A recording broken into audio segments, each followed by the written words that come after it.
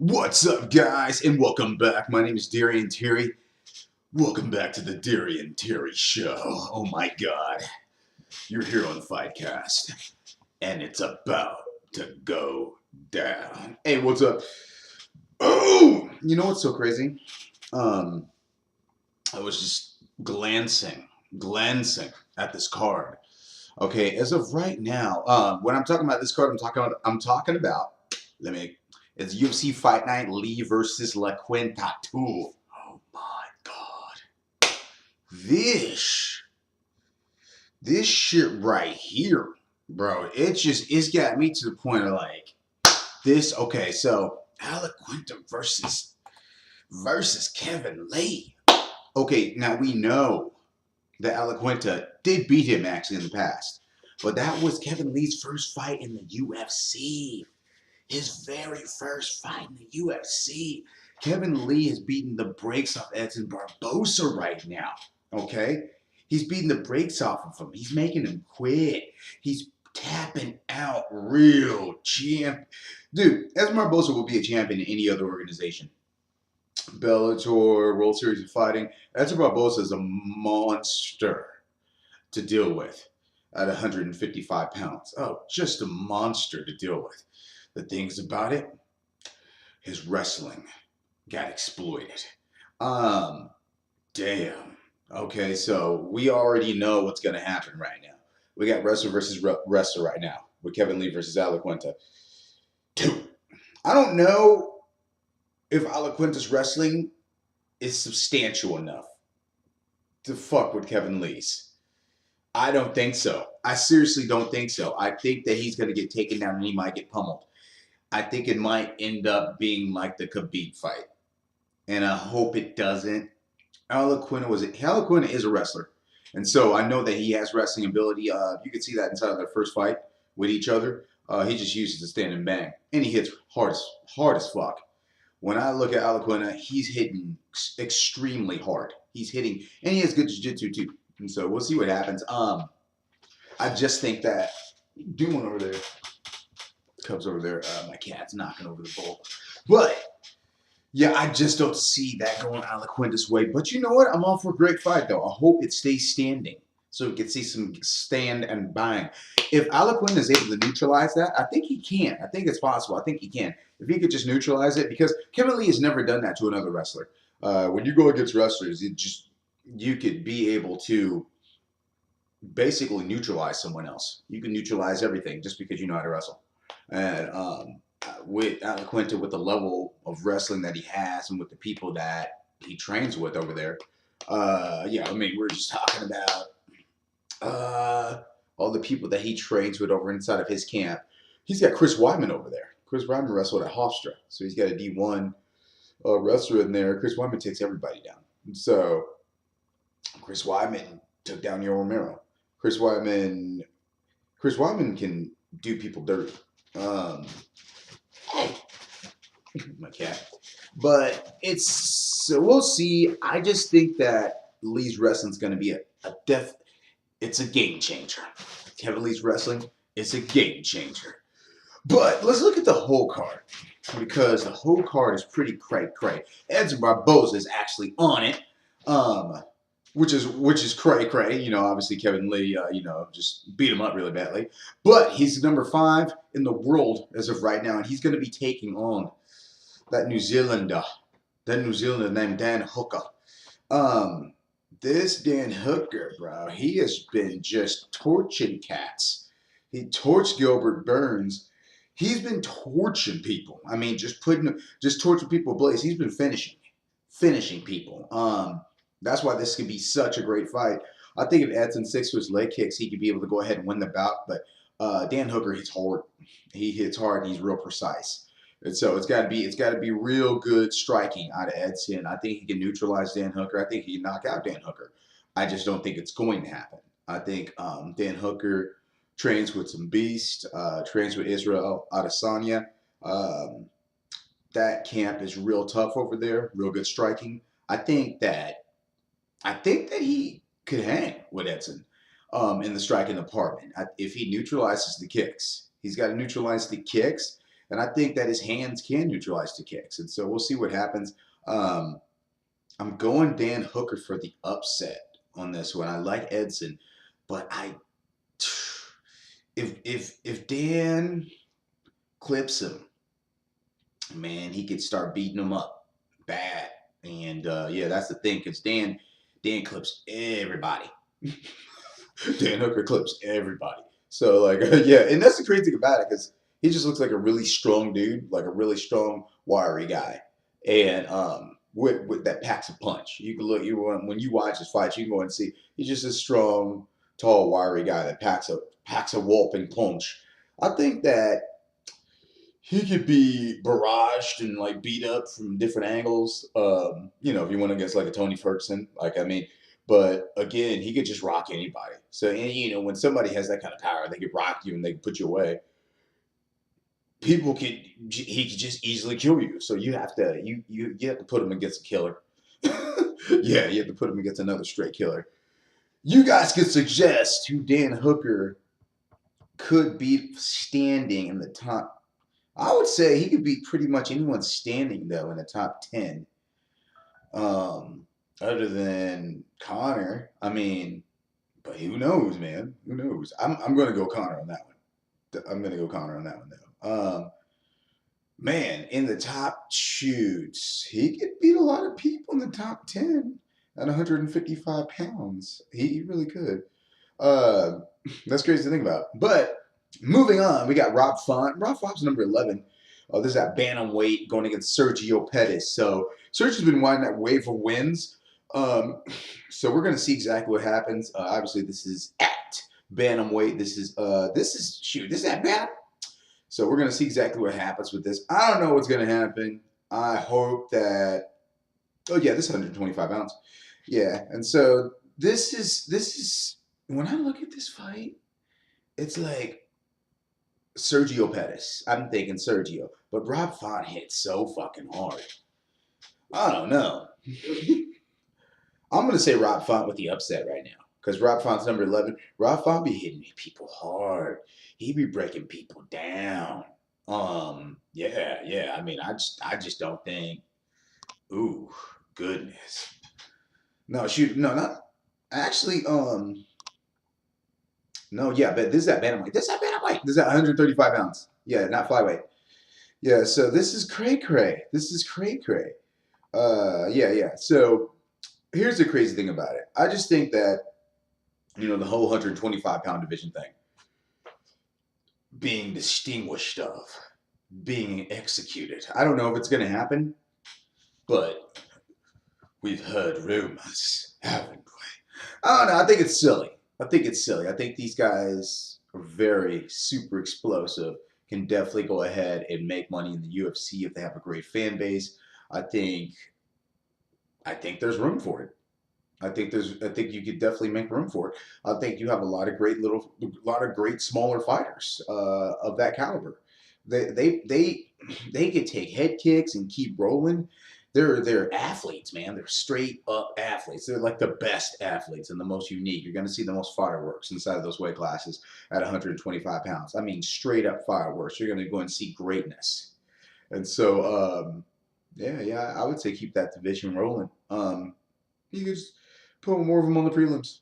Put more of them on the prelims. It didn't have to be, oh yeah, I'm just gonna. I mean, just put more on the prelims. It could just be that simple. And then when a guy gets of celebrity power enough at 125 pounds at flyweight that wants to represent himself the way that like a Connor or a Tony or Khabib does, hey, he hits the main card. He gets to pay. He gets the big paydays. I think the 125-pound division. If you are, it doesn't matter. Uh, any weight class, heavyweight, lightweight, welterweight, middleweight, any of the sort like that, any of it. If you're a great athlete and with amazing skill set, then you can get press time. You can get, and especially if you are good at marketing yourself. Okay, and so basically you could just continue to market yourself. You could be better than Demetrius Johnson, 125 pounds, if you market yourself better than him.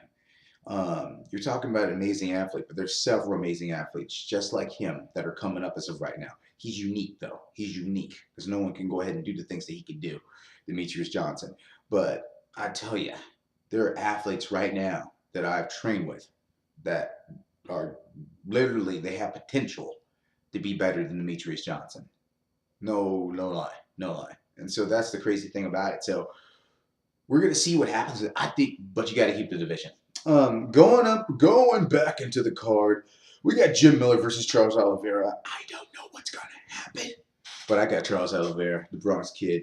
This dude is a straight killer. Um, he gets you. Oh man, this is gonna be at lightweight too. Ooh, this is gonna be at 155s. See, I like Charles Oliveira at 145s, but we're gonna see what happens. We're gonna see. I like him at feather, but Charles Oliveira is a monster anyway. He's been doing people dirty at 155s. He's gonna be fine. It's just going against these wiry, longer guys that are stronger than him. That one dude beat him. That dude that announces for the UFC too. I can't remember his name off bat, but yeah, he actually lost him. He was doing well against him, but dude just overpowered him. So, I'm gonna have to get his name now too. Yes, you guys can put it in the chat.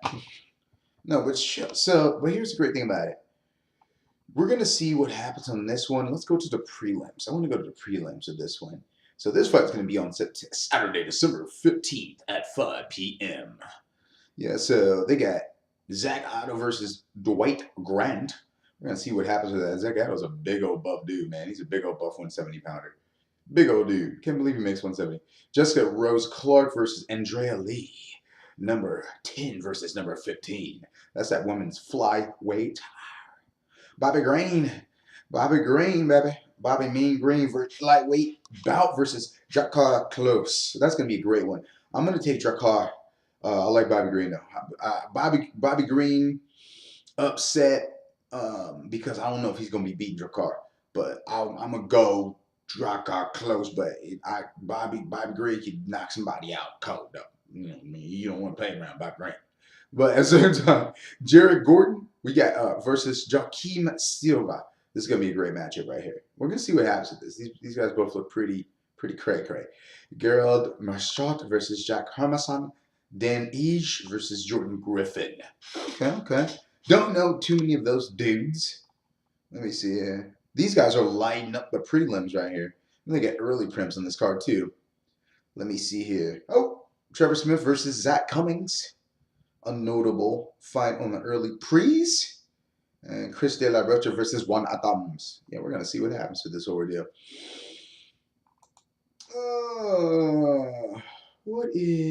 I'm wondering, let me go into this record here.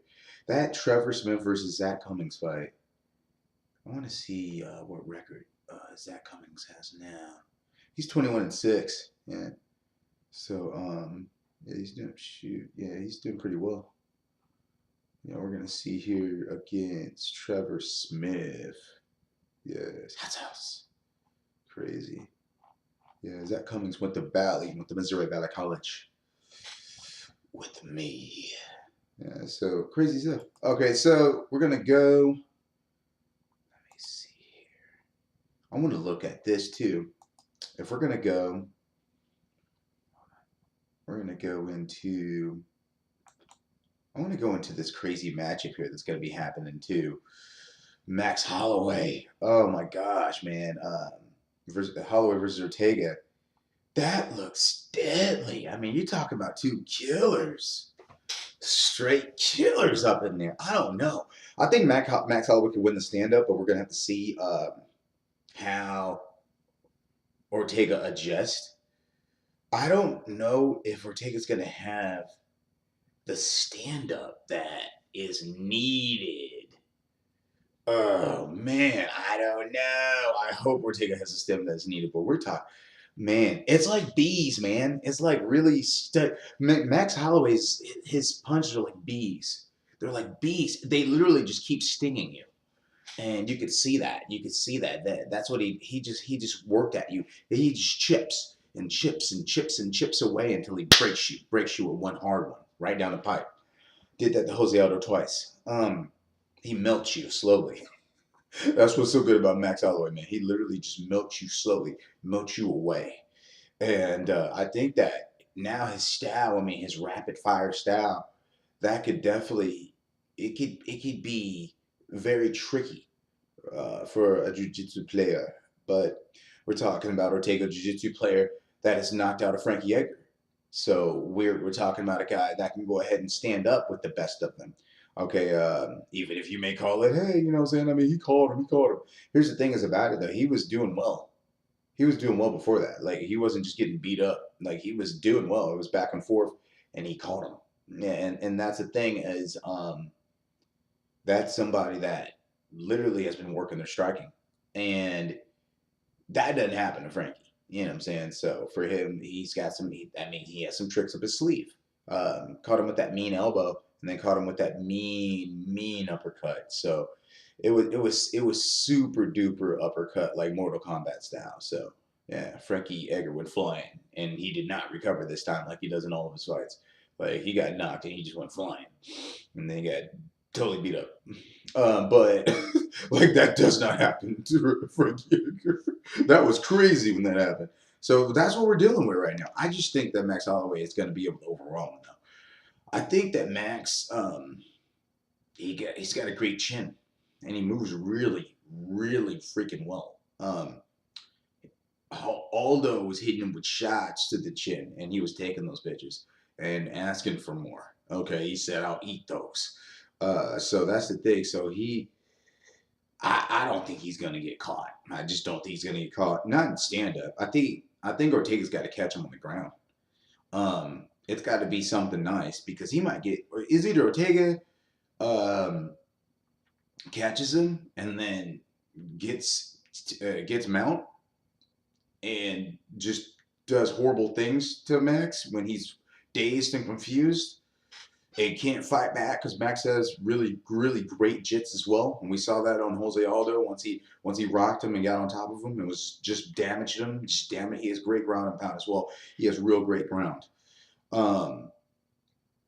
If he's dazed, though, if Max Holloway is dazed, or you're talking about beyond black belt in jiu-jitsu that smells blood, Ortega will take heads. So I don't know. It's going to be, if he doesn't daze him, though, I think it's just going to go all 5 rounds, and then Max is just going to outstrike him.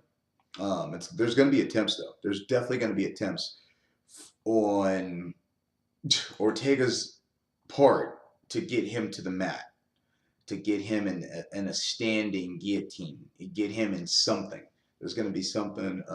There's going to be some jiu-jitsu flying out of there. If that happens, because jiu-jitsu does happen, and it can happen quick in this fight, just because the way these guys brawl. If this goes, Ortega is real quick with this. He's sneaky. He sneaks it. He saw that against Cub Swanson. He's sneaky.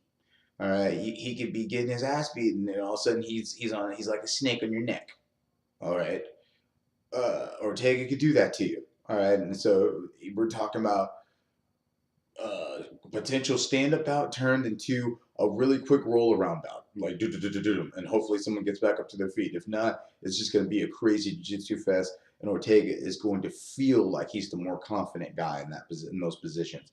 I think Holloway's going to feel fine. I'm going to be fine, though, inside of those positions. I think he's going to know exactly what to do in every single situation. But you're just going against a guy that's a threat, and he's a killer.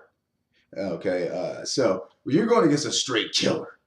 Like, it's like, dude, this dude's a straight killer. So we're going to see what happens. I don't know. But I am going to say this. No, I know you say it like that. No, but I am going to say this, though. I got Holloway, and the best is blessed. So, yeah, we're going to see what's going down. I think he works him, man. I think he could work him over. But let's see what happens. I mean, because his output is so ridiculous. He has so much relentless pressure. I think he could just literally outwork him, and he could stay out of trouble. I think Max Holloway stays out of trouble and takes it, or Brian dazes him and sleeps him on the ground. Sleeps him. Yeah, so we'll see what happens. We'll see what happens. That's going to be the great bout, a great bout of the night. I got Valentina Shevchenko versus Joanna Jędrzejczyk. I'm gonna have to take Valentina on that. Valentina, not only do she look good, but she's currently the #1 women's flyweight champion. Actually, she's not the champion. She doesn't have the belt. Remember, she was supposed to fight Montana for the belt, or Nico Montana, and that did not work out. And so she's just the number one person right now, and the belt is up for vacancy. And this fight is going to see who has it. I think this is going to be really a real tight bout because these people. Okay, first of all, they've already fought each other before. They fought each other in kickboxing before. We know this. And Valentina Shevchenko has beat Joanna every single time they've done kickboxing. Every single time. And she's bigger. She's a lot bigger than Joanna. Valentina Shevchenko has been fighting 35-pounders, man. She's been fighting Amanda Nunes's. Oh man, she's been fighting Jessica Pina. She's been fighting big girls. Valentina Shevchenko. So I just don't think that Joanna Jędrzejczyk is going to be ready for all that strength, especially if it goes to the ground. Then you got all this strength and you got all this power. This girl is a monster on the ground. She does people dirty on the ground. It looks like she's mauling you like a bear. Valentina Shevchenko, you don't want her on top of you.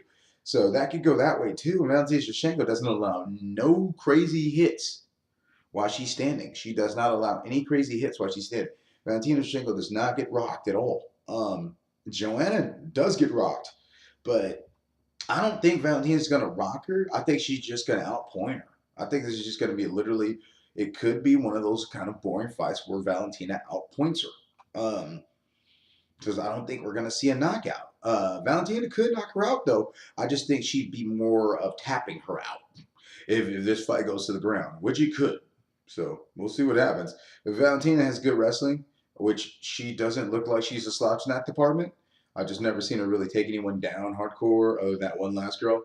I just think that if she gets on top of Joanna, which at some point that will happen, it's not going to be pretty. So, going with Valentina on that one. Jenny Manuel versus Diego Santos. Ooh, #7 versus #15. Man, I'm going to have to take Diego Santos, man. Even though I like Jimmy, man, he hits hard as hell. I just don't think he's going to beat Diego Santos. Diego Santos too athletic. Gunnar Nelson versus Alex Oliveira. Ooh, got Gunnar. Kyle Bosniak versus Hakeem Dawodu. I want Hakeem Dawodu to have this best showing ever, but Kyle Bosniak is a tough motherfucker. We're going to see. I got Hakeem. I got Hakeem. Hakeem's just too tricky. He's too tricky. But yeah. Okay, so guys, we're going to conclude the cast for the night. But yeah, we'll go ahead and come back, guys. Great FightCast here episode. So, you guys know what's going down here in the future of the UFC. UFC 231 go ahead and kicking your way there on Saturday, December the 8th at 7 p.m. Holloway versus Ortega. It's going to be live. It's going to be great. After that, we got December the 15th. Oh, yes, that was going to be that Kevin Lee versus Al Laquinta 2. Who will win? But yeah, we'll be back on another episode of FightCast. We'll see you later.